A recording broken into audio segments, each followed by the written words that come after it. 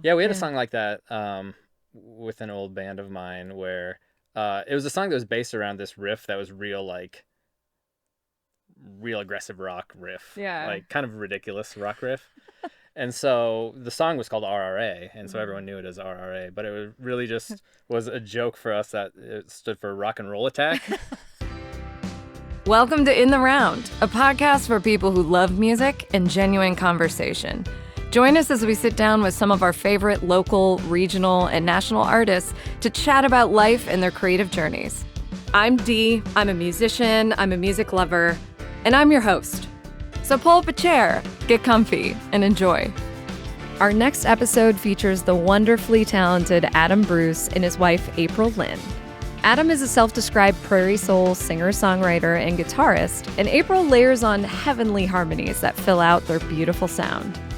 We catch up on what's new, including a new song which they debuted in studio called Nothing For You. So remember to stick around at the end to hear a clip. Let's get to it. New song? Yeah. What was the title of the... I think I can guess, but tell us the title of this new one. I'm terrible Working with title? titles, yeah. So as of right now, at least it's called Nothing For You. It might stick. I might come up with something better, but it probably won't. No, I like that. I'm open to it makes submissions sense. for the name of that one. I always always appreciate a song title where you actually know, like, oh yeah, it's that song. Sometimes they're obscure, or it's just like one word or something. You're like, which song is that? But it's very obviously, like, you know what song you're talking about. With I think the only people that get away with the obscure thing is like Fall Out Boy, because all of their songs are. Oh yeah, right? like sentences. Yeah. Aren't they like 20 words or something? Yeah, and they're not in any part of the song. Yeah, it's like that or like Frank Zappa. It's like Fall Out Boy or Frank Zappa. Yep. That's the only two. No, I don't know if this has happened to you, but the host country's been working on new music, and sometimes the nickname for the song, like before I have a title, be like, I don't know, I think it's this. Or we've been using a lot of acronyms, for some reason. And, maybe it's to not fill up the whiteboard, you need it. And then it just ends up becoming, it's like, well, it has to be that now because we spent 4 months calling it that in rehearsal. Yeah. And if we change it, we won't know what it is. Like, you write on a set list and no one will know what you're playing. No one will know. Yeah, we had a song like that with an old band of mine where it was a song that was based around this riff that was real aggressive rock riff. Yeah. Like kind of ridiculous rock riff. And so the song was called RRA, and so everyone knew it as RRA, but it really just was a joke for us that it stood for rock and roll attack. And so, that's not in the song at all. Yeah. It was just like, this is our rock and roll song. See, but it RRA. sounds real tough. RRA, yeah. Like, it sounds like IRA. Yeah. I don't know. It was actually a pretty good name, as long as you didn't explain it like I just did. It was cool until you remove the shroud of mystery, and then it's not funny. Yeah, we can cut that.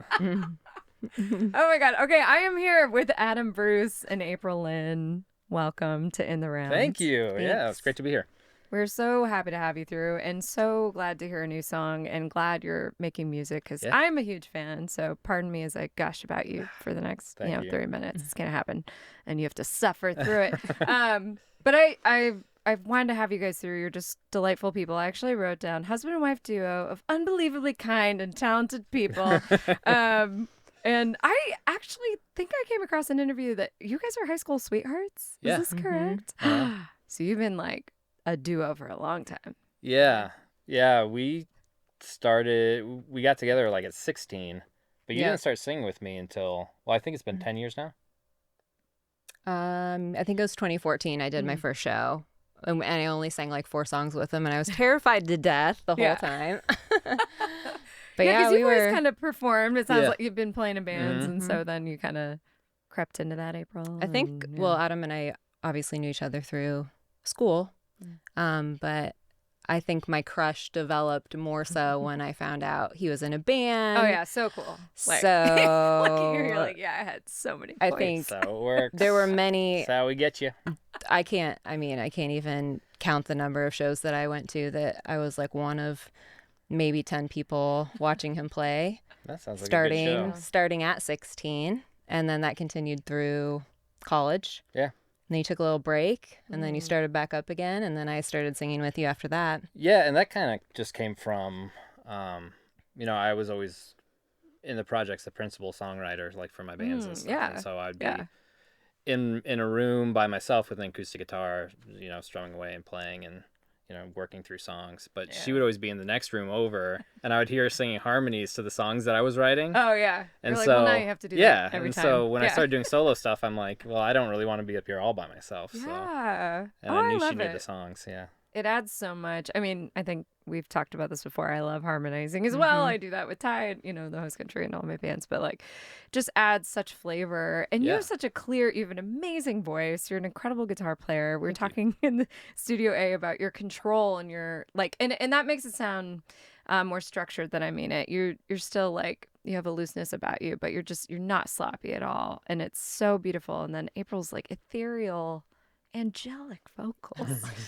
Just truly, it highlights it and really emphasizes, I think, the words too, which is always nice, and gives extra meaning. That's how I think of harmony is extra juice, extra toppings. Extra flavor. I think harmonies have always been important to me from a songwriting perspective because growing up, that was the type of music that I was familiar with and listened to. I mean, everything from like we didn't listen to a ton of music, but the stuff that I was exposed to growing up was like, church music. Right. And that was like, we went to a traditional Lutheran church, so everything was in 4-part harmony. And they had, the hymnals with all the 4 parts written out. Catholic, but same deal. And so you would see, like, that's how I learned different parts of music, is like I'd look at the different lines and how the notes were moving in relation to one another. And then...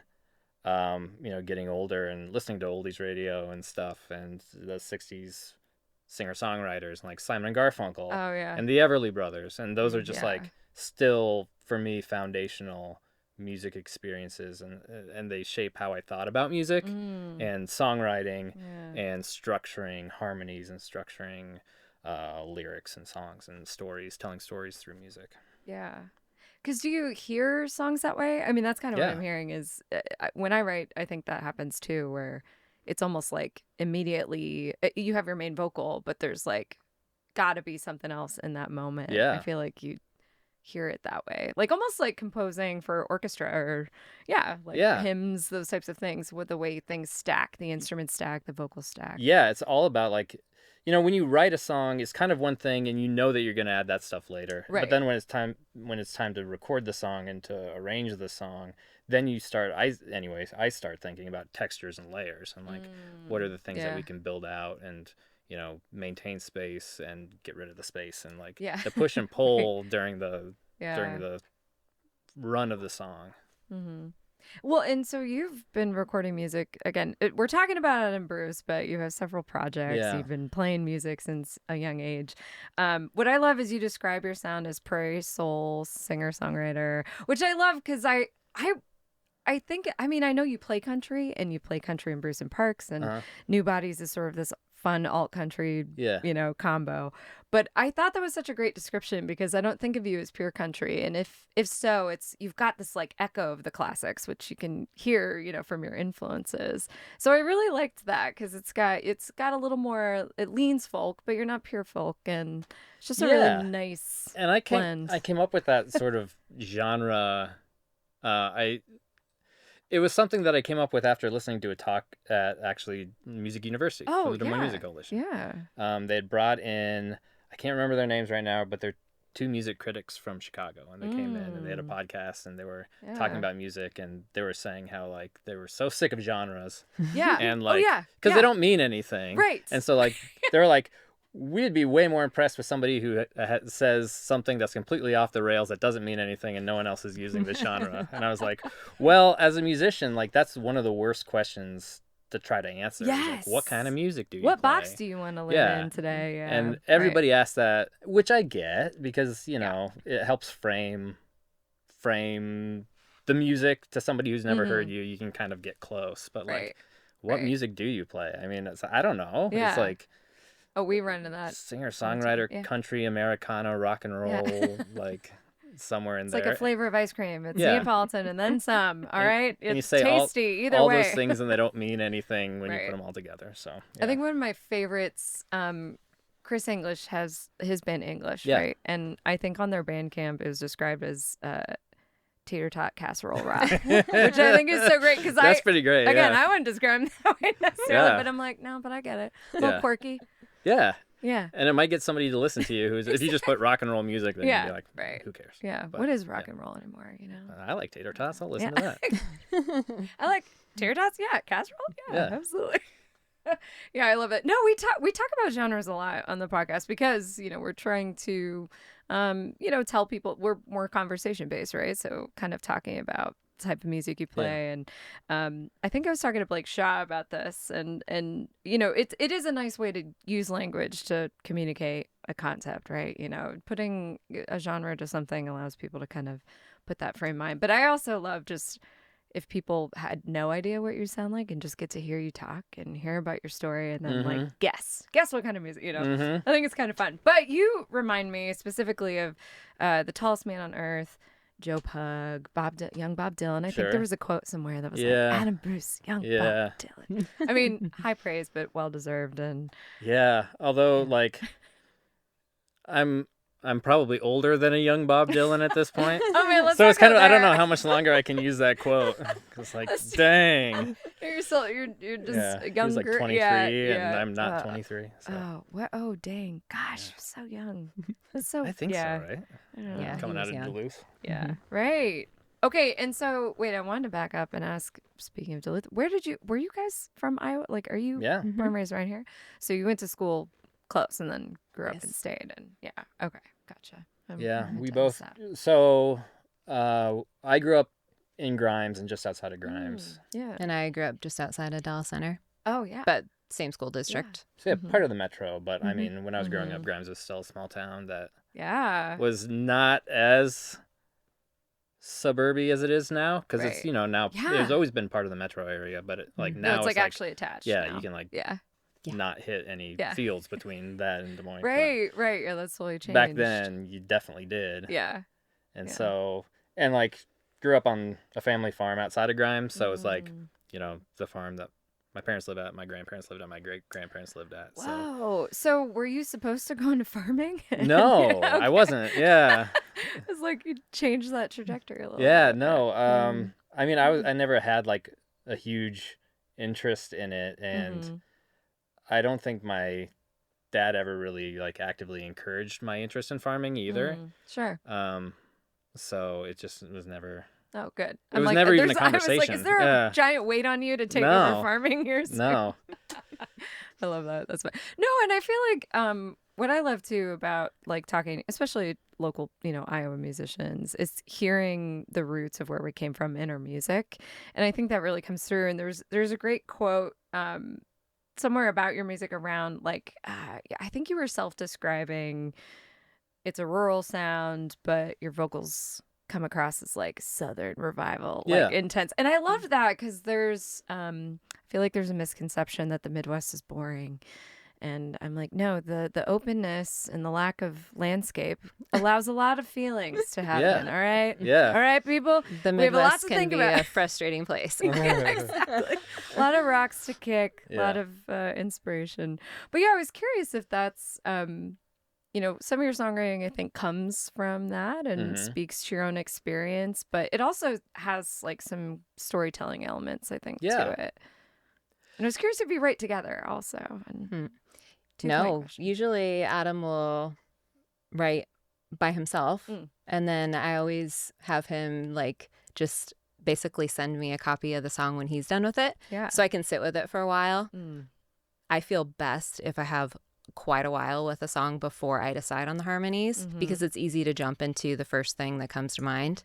True. And then I get stuck in that. I have a really hard time switching it up after I've something's in my head. So, and it's gotten easier for me to do now than when I first started singing with him. But there's been a few songs you've helped me with parts on, or you had something in mind. But for the most part, I just figure out something, and then maybe if I have harmonies for the whole song, we decide I'm not singing on this verse, or let's leave out, he'll finish the song by himself or something that makes more sense and makes it more dynamic. Yeah. Because, I mean, I guess the Everly Brothers basically sang like the entire songs together, but that's not our style of performing. Usually it depends on the song. Highlight certain areas and pull back in other spots and whatever suits the song. Yeah. But do you write any songs on the side, April? I do not no write. Lyrics? No, I am not a lyricist. Don't even make me do it. So I like to tell the story because I think it kind of is a window into Adam and my relationship from the past. But like in high school, he would help me. Like he would help edit my essays. This and is he would help title my essays, which is hilarious because he doesn't like to title songs. Well, it's different when it's like, I don't know, geometry. Why would you write an essay about geometry? Where's my mind going? I don't know. I blanked on. I was like, what did I write about in school? But yeah, composition. Yeah. That's a class people take, right? But no, I would not say that. The Odyssey. I would not say that words are my strong suit by any means. Apparently, neither are for me either. I don't know what's happening. But I don't come up with like I don't come up with things like writers would. It's not. Yeah. I don't know. Maybe if you're a writer, you don't get that. But some people just don't. Yes. I maybe come up with like a tune, but never do words pop in my head. And I'm like, oh, that'd be a cool, like, little, part of a chorus. That's not something that I experience. I actually kind of wish for that sometimes. I don't know if you feel like that, where you're like, oh, I wish I could just not think about it or not hear a melody from the windshield wipers or not. Sometimes I feel like it's a little bit of a curse. I love it, but that's why my phone. I always like joke that if I die, my husband needs to just delete all my phone recordings because it's me going. Coming up with something better than that. But or it's an unplugged electric guitar with a little riff that's exactly. like Yeah. I'll save this for later. This is important. But I found especially early days before I was living in Des Moines, I was kind of commuting, like when Ty was living down here and I wasn't here. I was a couple hours away. So I found a lot of writing in the car. I actually do find a lot of inspiration, because I'm listening to music usually or something, or pondering life in a way that like it actually comes to me in the car a lot. So I tend to use, write. So do you write a lot without an instrument nearby? You'll be writing songs just sometimes out loud. Yeah. A lot of times it is like a melody, like you were saying, kind of like or whatever. I actually have found recently, I feel like the words have been coming to me first. So there's like a line in a book that I'm inspired by or something on the radio, like a lot, or music I'm listening to, and so either it's like melody but a lot of times it is kind of a phrase and then I kind of build around that. I don't know, you had an interview with Monday Night Live talking about this, and there's like no one way to write a song, and I love that. I related to your comment on that of like nothing works for me every time necessarily. I can't just be like, okay, here we go, a song. It's got to kind of be sporadic for me, or that's when some of the best ones are. I think. Yeah, there's no way that every song works, the same. Every time. I've had songs that like in 20 minutes it's a fully formed idea and it spills out and it's great and it happens so rarely. Love it when that happens. And then there's songs that I write and rewrite for years. And maybe record and maybe don't. How long, the song that we sang today, how long has that one been brewing? The writing process of that song wasn't super long. I think I had sort of the guts of it done, but then I started messing with like keys and the progression was the same, but I would change forms like voicings of the chord. And then moved it up and down the neck to see where I wanted it to sit. And isn't it weird how it's not always translatable? You can change keys for certain songs and you're like, oh, it works here, here, and here. But there's other songs where you're like, absolutely not. And when you change voicings, like some of the riffy things that you want to do just doesn't work as well. Yeah, right. And so like, I feel like I wrote that song relatively quickly and then have just sat on it for a really long time until I felt like, okay, I think now I'm ready to play it out and record it and share it. Well, we have that to look forward to. Yeah. So people are getting an exclusive from in around here. And then it'll be coming out whenever you get in the studio and record it. Hopefully within the next 12 months. Yes. I love it. You heard it here. We're keeping you accountable. Set the stopwatch, guys. This is actually reminding me of there was again, in that same interview, there was a quote. She was asking about your home renovations, like your house, right, that you guys have been working on. And you had a comment that you were like, it's been about 90% done for 10 years. And I was like, isn't that a metaphor for life?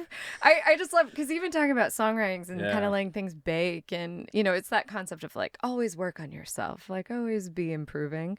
But it really resonated for me in the moment. I was like, God, yeah, I'm always about 90% done. And I'm always missing about 10%. Or reaching for that next 10%. And yeah, there's a song in there somewhere, I'm sure. Yeah, and since that Monday Night Live thing was over a year ago, and it's still 90% done. So the house is still at 90. Yeah. That's a huge project to undertake, though. I mean, you guys have jobs and, you know, lives, and that's... Yeah, you know, there are other ways to spend your time. Yeah. And pets. You have pets to spend time with. And actually, I was wondering about your rehearsal schedule. Obviously, so you're going to be playing with the New Bodies more. You have a show tonight, actually. Well, not tonight when people hear this, but 2 weeks ago or whatever that I'm going to. I can't wait. So I was curious, like, how much you keep up, because you're an excellent guitar player. Thank you. And I was curious how you maintain that craft, because you're not as much as I should. I think for a lot of years, I played a lot. And so a lot of it is just muscle memory, right? Yeah. So I couldn't go months without playing guitar and pick it up and not have really lost anything except for some calluses on my fingers. Right. But those are quick to come back. It's like when I'm in, can't play guitar, who's like, keep going, ow, no, I don't want to keep doing that. You just got to like get over the hump, and then you're good to go. Yeah. But when I'm in sort of a time where I'm going into recording, or I'm in a recording or playing a lot, then I have more of an excuse to pick it up and be more active and experiment more with it. Yeah. Well, it's, I mean, truly so beautiful. So you're doing something right. And I love the versatility of the projects that you do too. Like you and April have Adam Bruce, well, you know, under this umbrella, but Bruce and Parks is super fun. I love that image of you guys with your belt buckles. That is so hilarious. It's just so great. It's like a crotch shot, folks, but it's great. It's we almost clothes crotch. It's got like it was kind of a riff off of the Rolling Stones' Sticky Fingers. Oh yeah. And we almost called it Hickey Singers. There's still time. Oh, it's out at this point. No, I mean you just you know add that extra. Just write a single called. There you go. That's it's hilarious, but it seems like a lot of fun, and I love to see this kind of like exploration of that. Did not know that the New Bodies is actually sort of a revival of. Yeah, so you know, I mean, that was an evolution of, I think, the band previously, which was a evolution of the band before that, which was a kind of an evolution of the band before that, and same people, like same sort of people? Pieces of it, yeah. So when we started the New Bodies, it was all the same people as the previous band. Yeah. We just kind of wanted to, you know, rebrand and relaunch. Right. And then a few people left, a few people hopped on. So I say that, but like our bass player, who's a replacement for a previous bass player, who moved out of state. I mean, he's been playing with us for 15 years now. So it's like not.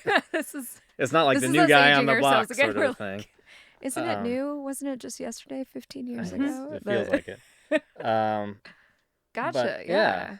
So, but the new the songs you've been releasing recently are new songs that you've written. Yeah. Cool. Yeah, we did record. We haven't released them yet. We recorded a few of our older songs that we released on the EP, which I don't think you can stream anywhere, that original EP. Yeah. But they were due for sort of a refresh. Yeah. How did that feel going back to that material? Well, we've been playing it. Oh, true. For this whole time. And so... Has it naturally evolved? Yeah, a lot. And some of the, like, I think, like, two of the guys in the band now weren't on those original recordings. And so to them, they're like, I want to record these songs the way I play them because, like, that's how I know this song. And right. So that makes sense. But the other stuff is newer songs, and newer in the sense of, like, songs that we haven't performed a lot and have never recorded.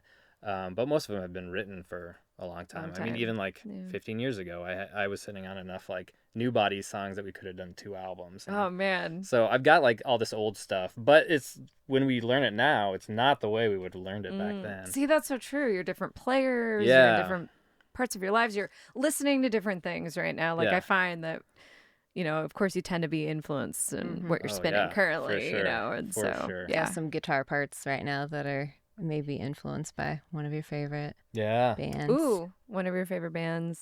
War on Drugs, man. Absolutely. We bonded over this before, I think. And I love this because now I'm thinking we're going to need to do like the New Bodies and the Host Country Early Show, and it'll be like a tribute to War on Drugs. Yes. Let us know. Yeah, just so good. Yeah, and like guitar tones a lot, I think, is insane. sort of the thing, and like guitar lines more than anything. And like the addition of some synthy stuff that we'd never had before. You know, we always had like, we'd always track keys over it, but it'd usually be piano or organ. You know, sort of like the... Getting into the synth world. Yeah. Yeah. Heck yeah, man. No, you're coming into my territory. Yeah. No, I love that. We're doing the same thing, and it's so fun to kind of like meld those worlds. Yeah. And bring it. And this is why genres are so hard. You know, when I think about describing my group or even what you guys are doing. I mean, it's because we also have different things. We have the folk days, and then the evolution to the you know.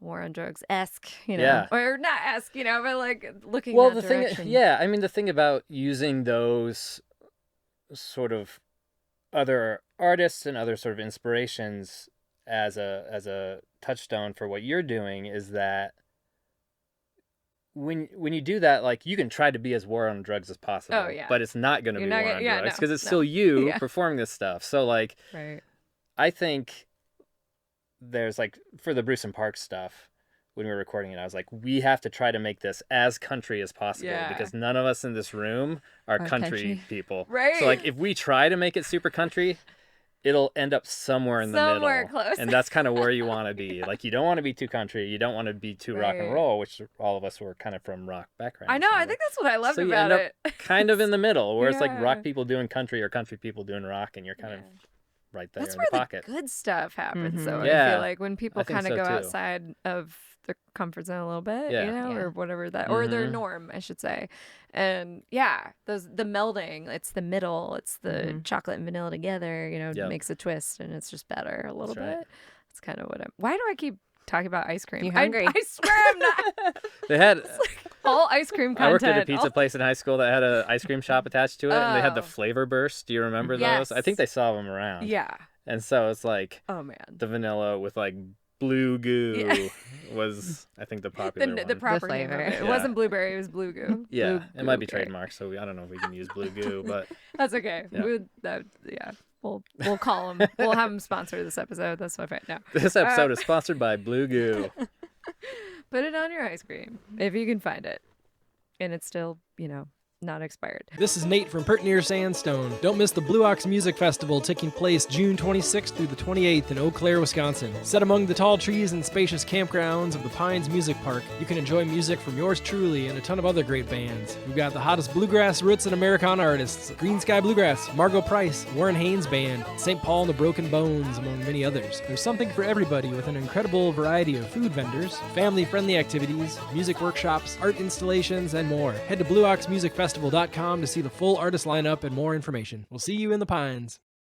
Your 2018 EP Amends. I think you mentioned that you just went to the studio with a group of people and did it almost off the cuff. Like you had written the songs, of course, and knew what they sounded like, but it kind of sounded like you just gathered a crew and did it in the studio. Yeah, learned it and recorded it all basically live. We did some overdubs. I mean, we overdubbed like vocals, and the things you need some auxiliary stuff here and there. But like the guts of it, it was all sort of learned and recorded in the studio. That just speaks to the talent of the people around, and your talent. For but sure. You know, the group of people in that room, because I love that EP. But all your music is just super well produced and really clean and beautiful. Yeah. So the first one we did, the first Adam Bruce EP, the Wild Rose EP, it was just kind of us and Mike and Atera. Yeah. Wow. And we did all of those parts. So I don't even know if there's a bass guitar on that. I think it's all acoustic guitar, electric guitar, and auxiliary percussion, maybe. Vocals. And so when we did the second EP, I wanted to do something a little more like full band. Yeah. And it just worked out that the crew that we had were like really excited about, going into the studio and just learning something from scratch that they'd never even heard before we went into the studio. Like there were no demos that were sent out or anything. Wow. It was all just like get them in the room, play the song. Yeah. Everyone sort of figures out where they want to sit, and then I think that speaks to the energy that those songs emanate, because there's I think there's something to be said for having like an objective group of people instead of, I mean, rehearsing is great, but sometimes you're in that room for 6 months being a dead horse on accident, and you don't know, you're just in the thick of your project. So I actually love the idea of being like, all right, we got an afternoon, let's go. It was so much different than the way that my band used to record, where we would rehearse the songs over and over again. And so like when we were going to the studio, we knew exactly how the songs were structured, what everyone was playing, and it was just trying to get the best take of that as possible. And so this was completely different. We're like, what should the song be? How should it flow? What are like the different parts? And they sort of became their own thing in the studio. Yeah. Well, and for the like the musicians that you chose for that album, like what a cool creative process for them to be able to do something like that too, opposed to just being like, here's your called parts. in, here's your part, learn your part, show up at this date. They got to create something too. Yep.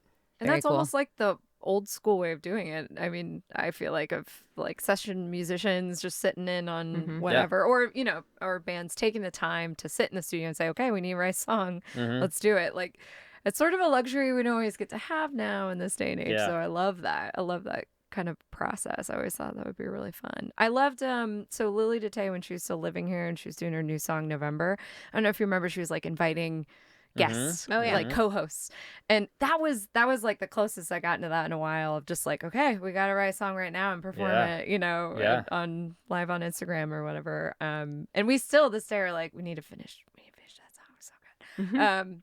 But it's that moment of, someone just kind of goes bloop, bloop, bloop. I think that's what happened. I was like, what about these notes? And then we just built it from there. And that's why we keep doing it. To me, and if there's people that don't play music and don't really get it, it's like there's this, it's like a drug, that creativity, that pure moment of creation is like really hard we're just always chasing that in different ways, I think.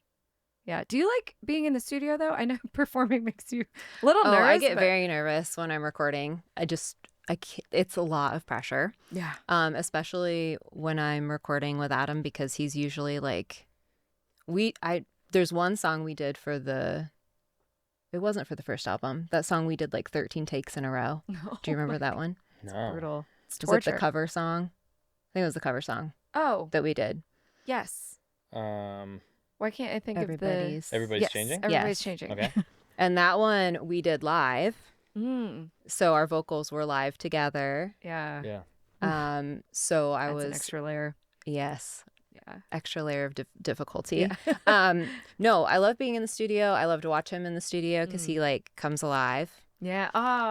I'm dead all the time. I'm dead all the time until I get in the studio.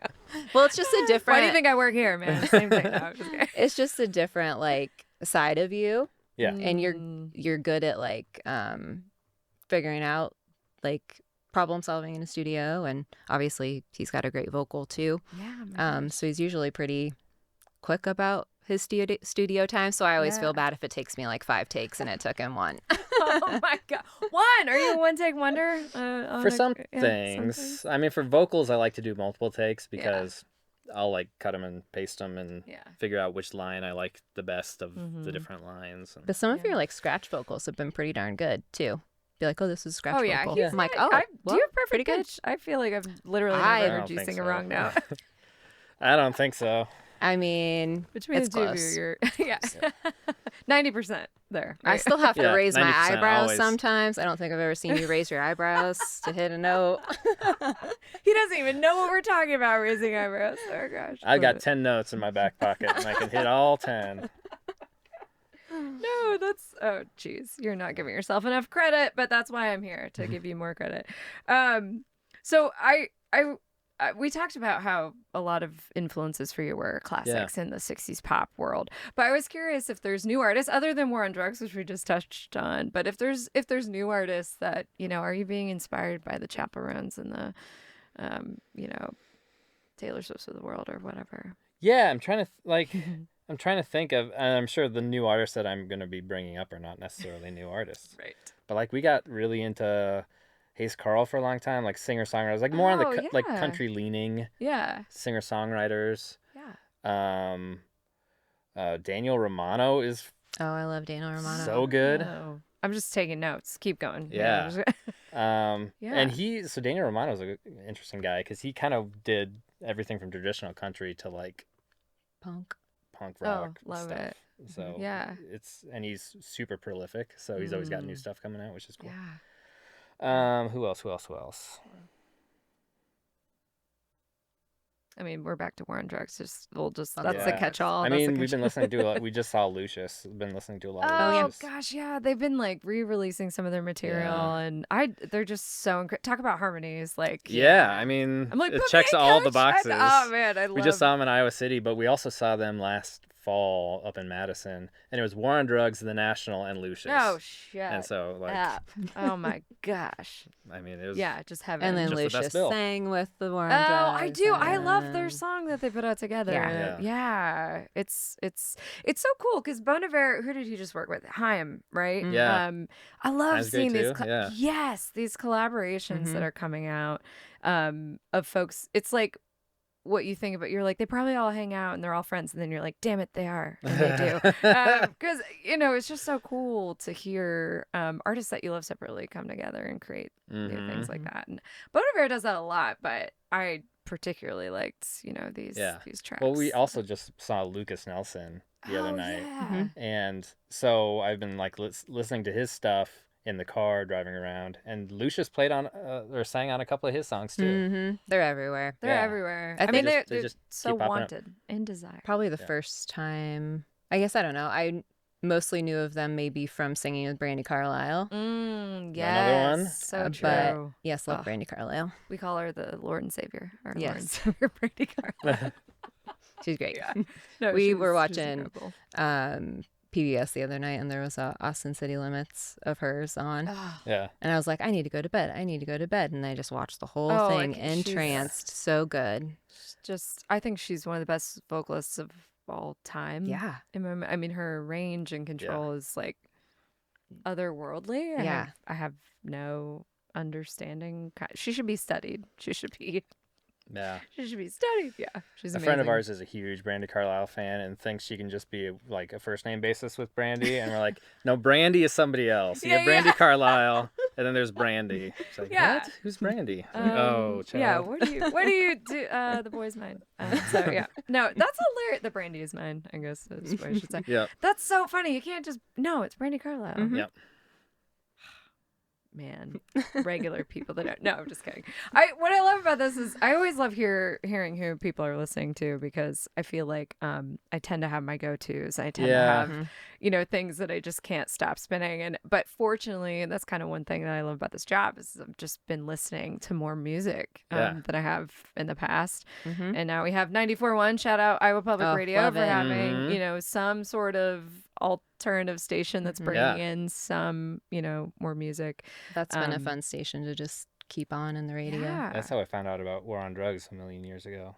Well, really? Not even a million years ago. It was from Iowa Public Radio. That's crazy. I'm fortunate enough to be surrounded by a lot of people that can retain information and names and bands and stuff, so I just wait for them to tell me what to listen to. Because I'm horrible at that. But okay, we have and like even Adam and I have different like things we like to listen to as well. I tend to skew a little bit more pop. Nice. And then I'll find my little I'll go down a little rabbit holes. Yeah. And he listens to different stuff, or like at work he'll listen to you do more. I don't listen to instrumental music at all, and you'll listen to instrumental I can't really listen to lyrically driven stuff at work because like in my job you have to like write a lot, and like if I'm listening to what other people are saying, I cannot. Oh no, absolutely not. I always have to pause. Hone in on the lyrics, and you're like, what are they saying? Yeah.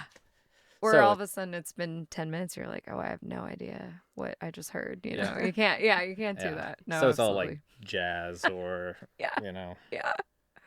instrumental that's stuff. Nice. Yeah, it was so fun having Blake Shaw and seeing him play in Studio D where you guys were, and it's like incredible because, you know, I like to think my brain works okay in the music world, but then I see someone like that and I'm like, what? Just where do you, what? You know, it's incredible. And I like to think, you know, taking some of those elements and putting it into what you do, like learning a new voicing or those types of things, a different way to play the chord, you know, thinking of it differently. I try and do that sometimes to break myself of, you know, getting in a rut, your own rut. Even if your rut's beautiful, you just want to shake things up and not do the same thing all the time. Yeah, that's tough. I mean, from a songwriting, like I always write songs with the guitar. Yeah. And there are just those forms that your fingers automatically go to. And so that's kind of always where you start, which is a bad habit, I think. But it's a habit that I'm unfortunately stuck in right now. But you're like, G again. G. Yeah, no, it's tough. I do the same thing. A lot of that is you're playing, especially when you're the singer as well, right? You're you know, writing that way. Someone was just telling me, who was talking about this? Abby Sawyer was talking about this at her release show that she got to sit in a songwriting class with. Oh God, I'm not gonna remember who it was, but not Waxahachie, but another band that I'll think of in like 20 minutes and edit it in.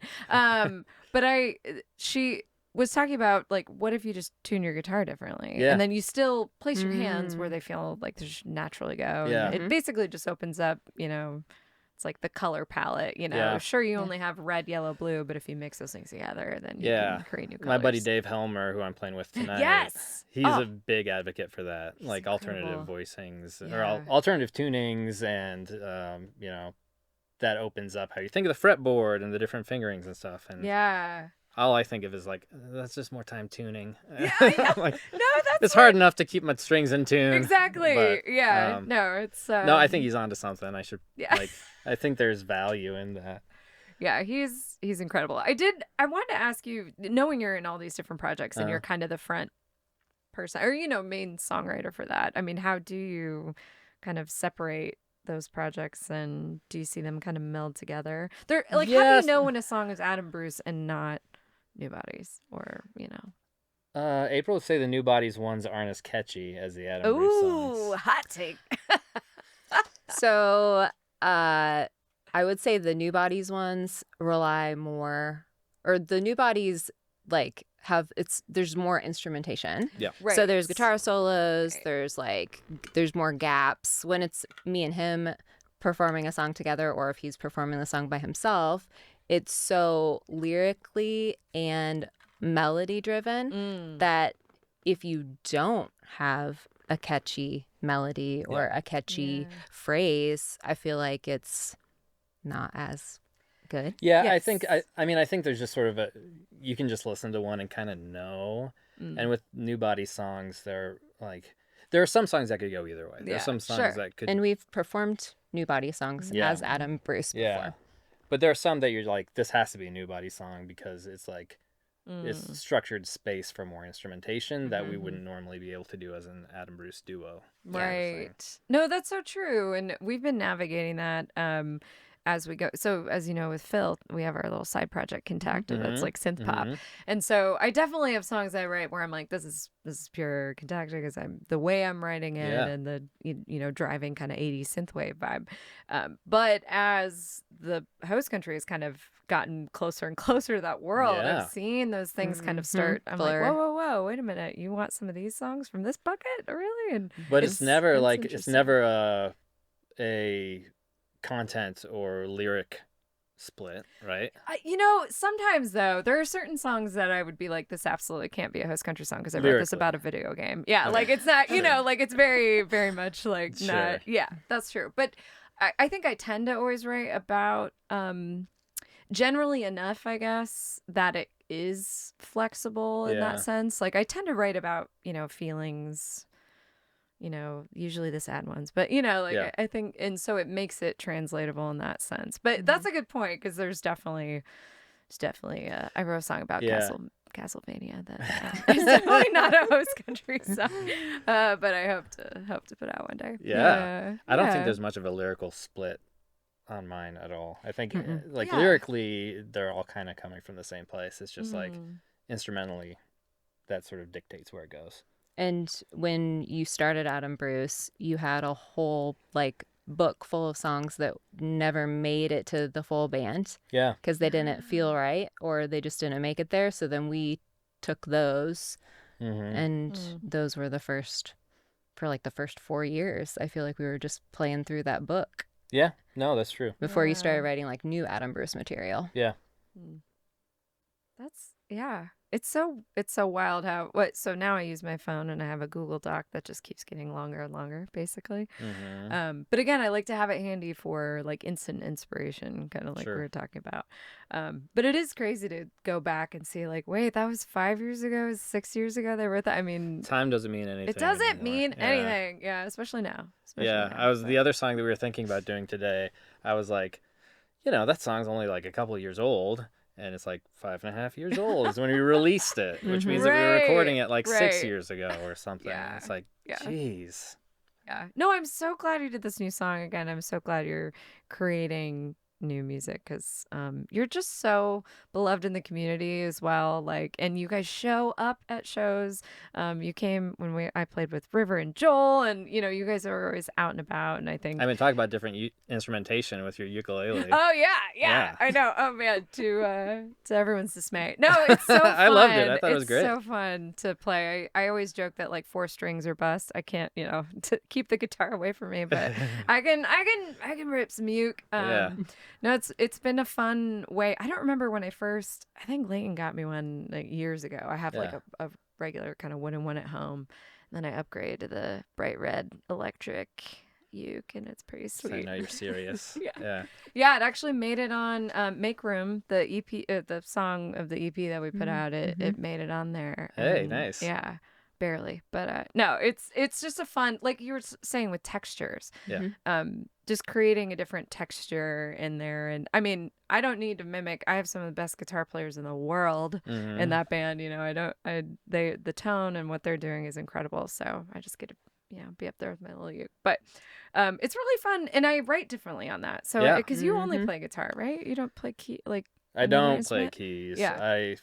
I mean, I would love to, because I feel like that just is a completely different way of thinking about chord voicings and progressions. Yeah. And like it would, I think, it's on my list for sure. Oh, jeez. I'm not trying to make you feel guilty here. You're just stick to the guitar. You don't need to. I'm not. No, but I would love to. I'd love to. I think it'd be great. Yeah. No, but point being, it is kind of fun. To use it as a writing tool, because sometimes I do just kind of want to sit there and strum something, even though I can't really. Although Duolingo has added music as one of the things what? Too. Yeah, so you're like they're teaching you how to do the keyboard stuff. No way. So, oh wow. Yeah. Oh. I'm getting proficient in Duolingo keyboard. That's amazing. Yeah. Yeah, that's amazing. I like the idea that it's in Spanish as well, so it's like doubly hard. Yeah. That was a Spanish. But that's hilarious. I didn't know that was happening. Okay. And chess. He's playing chess. I'm doing chess too. Oh my gosh.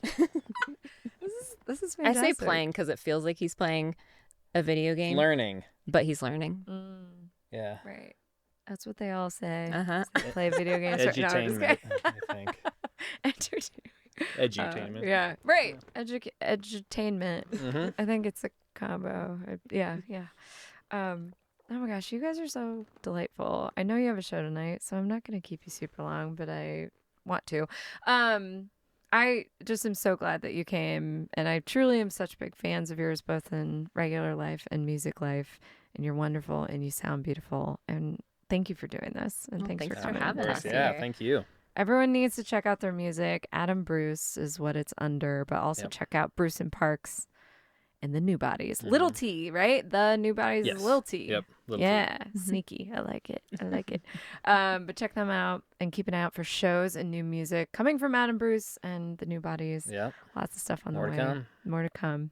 Thanks for being here, guys. Thank you. Thank you.